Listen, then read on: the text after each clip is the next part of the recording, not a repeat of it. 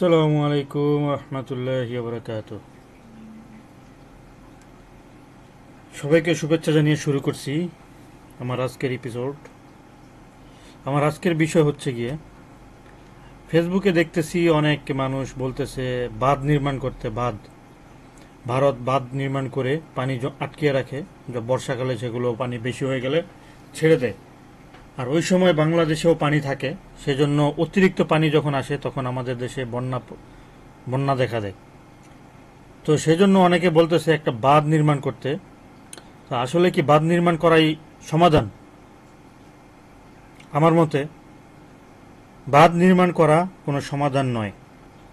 Yes, এটাই সত্য। বাঁধ নির্মাণ করে এটার সমাধান হবে না। কারণ বাঁধ নির্মাণ করে আপনি কতটুকু পানি স্টক করে রাখতে পারবেন, স্টপ করে রাখতে পারবেন? একটা সময় তো আসবে যে বাঁধ উপচে পানি পড়ে যাবে, তখন কি হবে? আরেকটা বিষয় হলো গিয়ে, এই যে আমাদের বাংলাদেশ,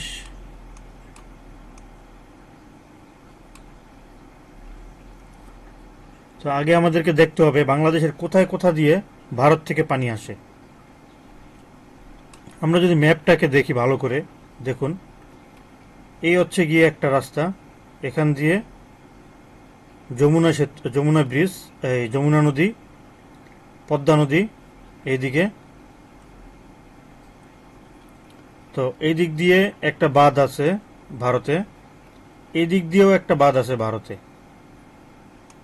তারপর জলপাইগুড়ি, এদিকেও বাঁধ আছে।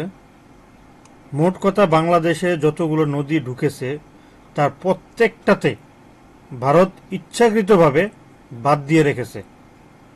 এই নদীর বাঁধটা হচ্ছে কি এখানে, জুম করি তখন দেখা যাবে। এই যে দেখুন, এখানে বাঁধ, এটা হচ্ছে গিয়ে বাঁধ।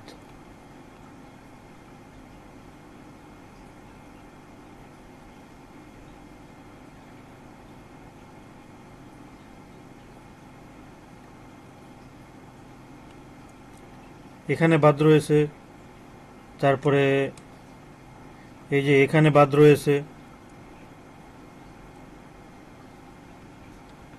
তো এরকম প্রতিটা নদীতে, যে সমস্ত নদী দিয়ে বাংলাদেশে পানি ঢুকে তার প্রত্যেকটাতে তারা বাঁধ তৈরি করেছে।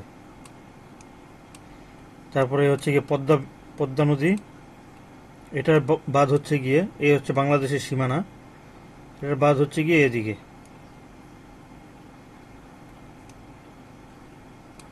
এই যে এখানেই।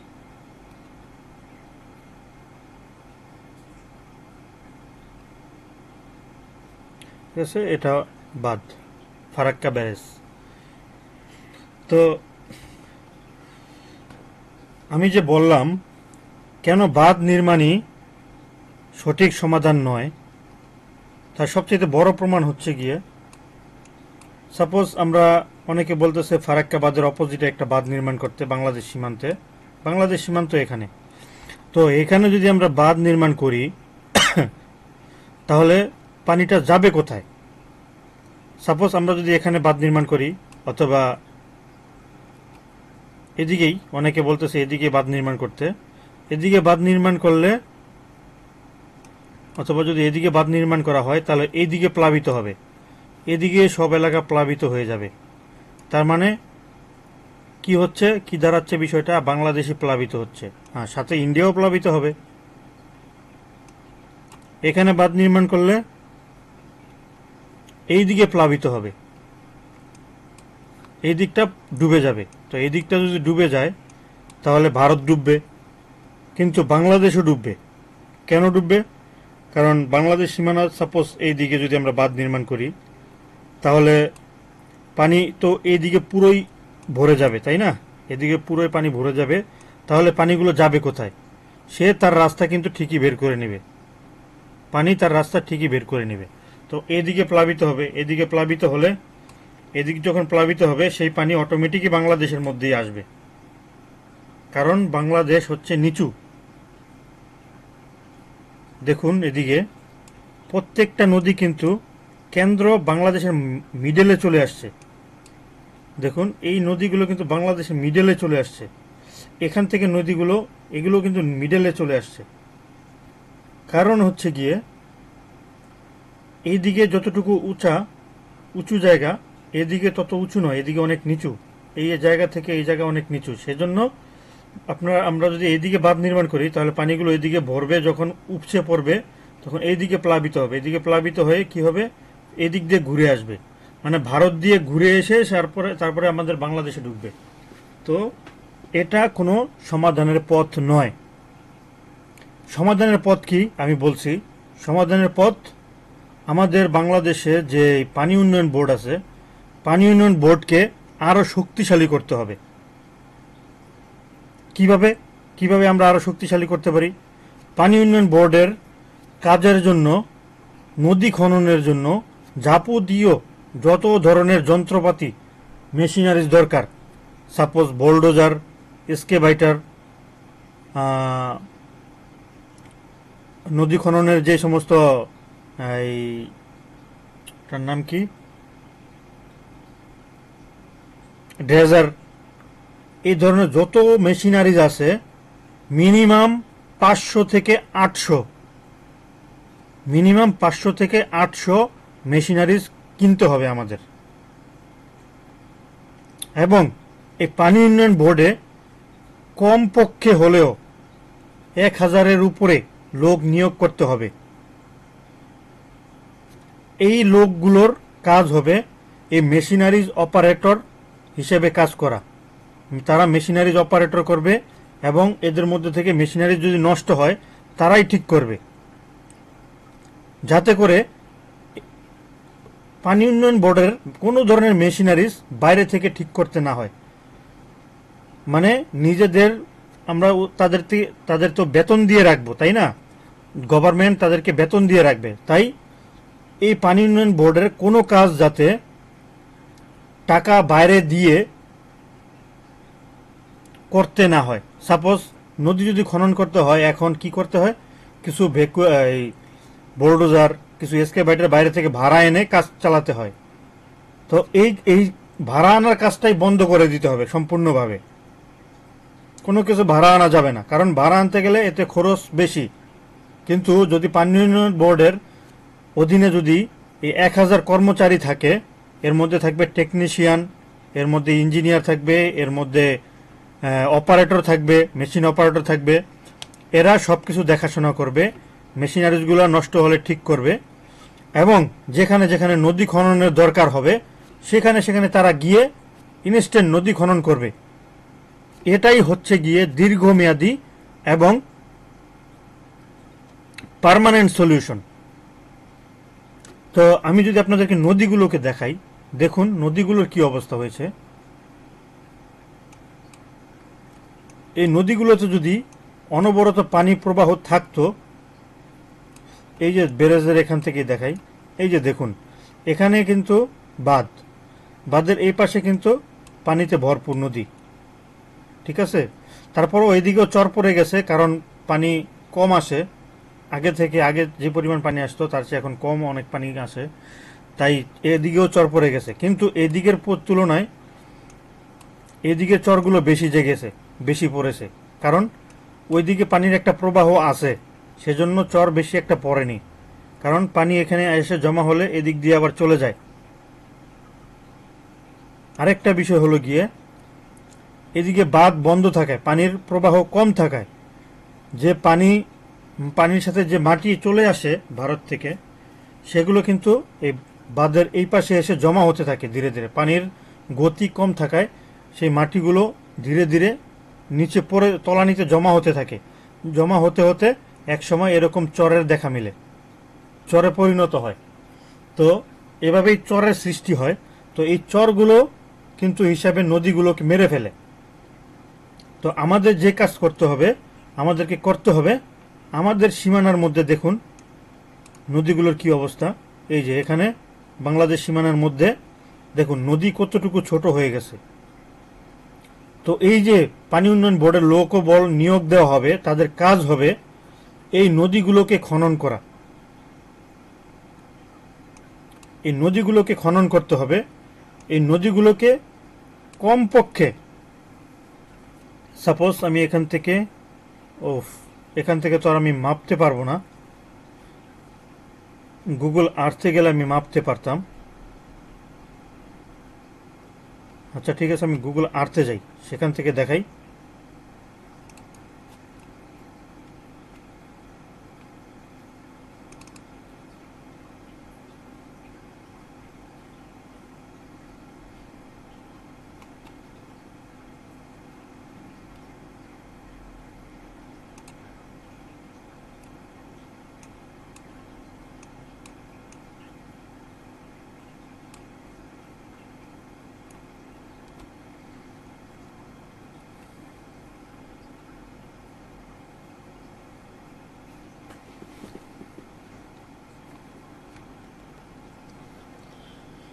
চলে আসলাম গুগল আর্থে।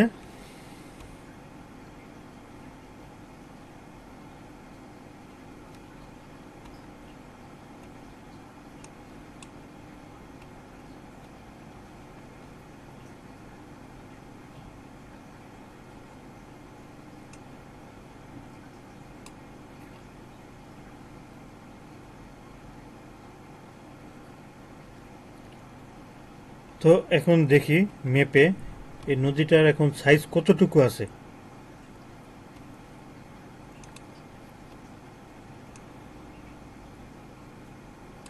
আমরা মাইল হিসাবে মাপবো, ঠিক আছে? তো সাপোজ এখান থেকে যদি ধরি, আচ্ছা এটা তো এদিকে অনেক প্রশস্ততা আছে, এই দিকে প্রশস্ততা খুবই কম। এখান থেকে মাপি, এখান থেকে এখান পর্যন্ত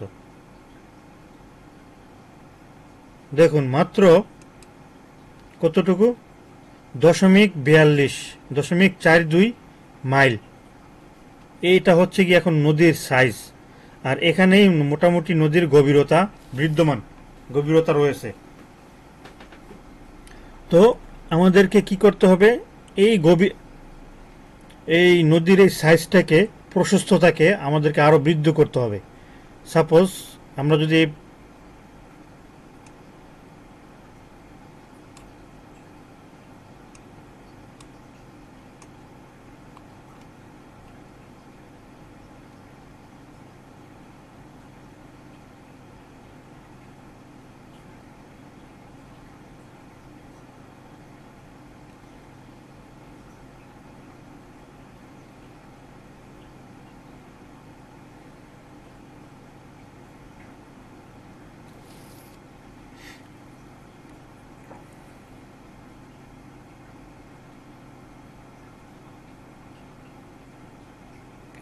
হ্যাঁ, যদি আমরা এই নদীর প্রশস্ততা 2 থেকে 3 মাইল উন্নীত করতে পারি, হ্যাঁ আমি যা বলছি ভালো করে বুঝে বুঝে নিন, বুঝে দেখেন।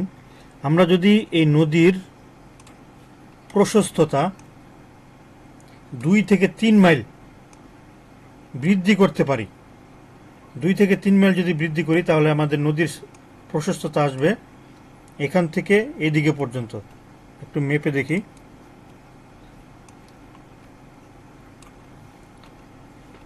এখানে নদী আছে, এটা বাংলাদেশের মধ্যে। তো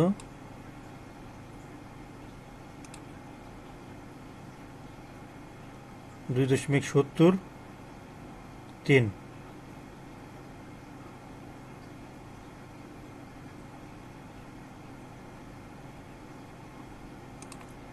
হ্যাঁ, 3 মাইল। 3 মাইল যদি আমরা প্রশস্ততা বৃদ্ধি করতে পারি, তাহলে আমরা বন্যা থেকে অনেকটাই বেঁচে যাব। এবং এটা হবে দীর্ঘমেয়াদী একটা প্ল্যান। কারণ আমাদের লোকবল থাকবে, তারা সবসময় নদীগুলোকে খনন করবে। এটা হবে তাদের ডেইলি রুটিনের মধ্যে, ডেইলি রুটিনের কাজের মধ্যে থাকবে নদীগুলো খনন করে রাখা, নদীগুলোকে খনন করে এর গভীরতা বৃদ্ধি রাখা। তাহলে কি হবে, নদীগুলো যদি আমরা যদি খনন করি, তাহলে নদীর গভীরতা বেড়ে যাবে। গভীরতা বাড়লে যে পানি আসবে ভারত থেকে, সে পানি নদীতেই জমা থাকবে। নদীর গভীরতা বেশি থাকার কারণে নদীতে তা জমা থাকবে এবং নদীটা স্লোলি ধীরে ধীরে তা প্রবাহিত করবে। তো নদীগুলোতে যদি সবসময় পানি থাকে তাহলে কি হবে আমাদের উপকার, আমাদের অনেকগুলো উপকার হবে। এখানে নদীগুলোতে আবারও মাছ বৃদ্ধি পাবে, মাছ প্রচুর পরিমাণে বৃদ্ধি পাবে। এগুলো আমাদের একটা সুবিধা। আরেকটা সুবিধা হলো আমরা এই নদীগুলোকে ব্যবহার করে আমাদের দৈনন্দিন জীবনের প্রয়োজনীয় খাদ্যদ্রব্য গ্রাম থেকে শহরে সস্তায় এবং স্বল্প সময়ে এবং সর্বোচ্চ পরিমাণে স্থানান্তর করতে পারবো। এটা আমাদের সবচেয়ে বড় প্লাস পয়েন্ট। মানে নদী দিয়ে আমরা যোগাযোগের যে ব্যবস্থাটা রয়েছে সেটাকে আমরা আবারও সচল করতে পারবো এবং 100% আমরা এটাকে বাস্তবায়ন করতে পারবো। ফলে আমাদের খাদ্যদ্রব্যের মূল্য অনেকটাই কমে আসবে। তারপর হচ্ছে গিয়ে আমরা নদীগুলো খনন করলে যে মাটিগুলো পাবো সেই মাটিগুলো আমরা কি করব? হ্যাঁ, এখানে আরেকটা প্লাস পয়েন্ট হবে আমাদের। এই মাটিগুলো দিয়ে আমরা সাপোজ এই যে দেখুন একটা গ্রাম, এটাই একটা গ্রাম।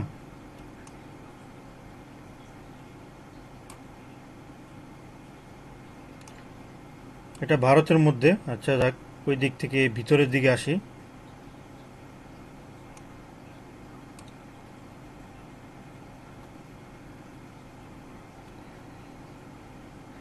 সাপোজ আমরা কি করতে পারি, ওই মাটিগুলো দিয়ে, এই যে মাটিগুলো দিয়ে, এই যে এত মাটি, এটা হচ্ছে কি আমাদের আরেকটা প্লাস পয়েন্ট। এই মাটিগুলো দিয়ে আমরা এই নদীর সাইড দিয়ে আমরা যেহেতু এদিক থেকে এদিকে পর্যন্ত 2 থেকে 3 কিলোমিটার পর্যন্ত আমরা খনন করব, এই মাটিগুলো আমরা নদীর সীমানা যদি এখানে শেষ হয়,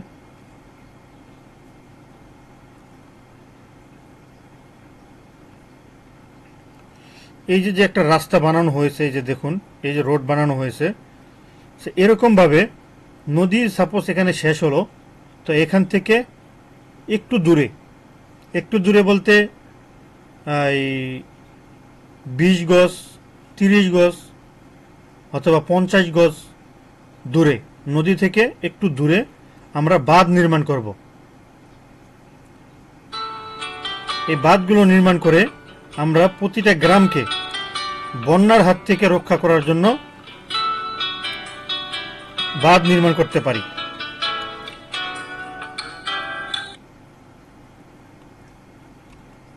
কি বলেছি বুঝতে পারছেন?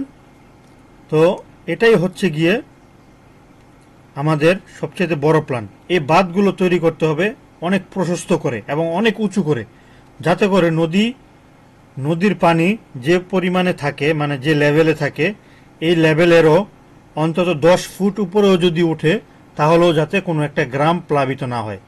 অন্তত 15 ফিট উপরেও যদি ওঠে তারপরেও যাতে কোনো একটা গ্রাম প্লাবিত না হয়। এরকমভাবে পদক্ষেপ নিয়ে আমরা রাস্তাগুলো বানাবো, মানে বেড়িবাঁধ তৈরি করব। বেড়িবাঁধ তৈরি করে আমরা আমাদের গ্রামগুলোকে বন্যা থেকে প্রোটেকশন করতে পারবো এবং এই প্রোটেকশন করে এই গ্রামগুলোকে আমরা 12 মাসে চাষাবাদের জন্য উপযুক্ত করতে পারবো। এবং নদীতে যেহেতু সবসময় পানি থাকবে, সেহেতু আমরা ওই পানি দিয়েই চাষাবাদের কাজে ব্যবহার করতে পারবো। আশা করি আমার ভিডিওটা সবার ভালো লাগছে। তো যারা ভিডিওটি পছন্দ হয়েছে তারা সবাই লাইক দিবেন, শেয়ার করবেন, কমেন্টস করবেন, আপনাদের মতামত দিবেন। এর সাথে যদি আরও কিছু অ্যাড করতে হয় তাহলে আপনারা মেসেজে অ্যাড করতে পারবেন।